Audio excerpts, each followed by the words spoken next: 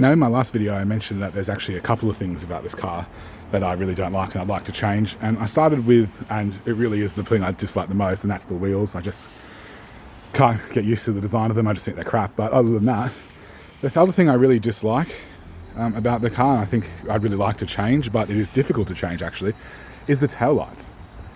I don't know what it is, but I actually prefer even just basic Omega tail lights on the VE, let alone SSV tail lights or anything like that, over these Calais ones, because they share them with the Bellina, and there's nothing wrong with that. It's just that they just don't look like, I think being a V, sorry, even though it is shared with the Bellina, they do have this sort of blacked out sort of surround here rather than just being clear, so it is a little bit different, but they look pretty similar. And I've got to be honest, I'm really not a fan, and what I'm even less of a fan of is the fact that when I looked into whether or not I could chuck a pair of SSV tail lights in here, or even just any other VE tail lights for that matter, the answer is no, because of the rear bar being a different size, and they just won't fit. So that's a bit painful, isn't it? So if you don't like the Calais rear lights, you're kind of stuck with it. And it's just funny because the headlights are straight off an SSV, off any of the HSV VE Series 1 range. They're exactly the same.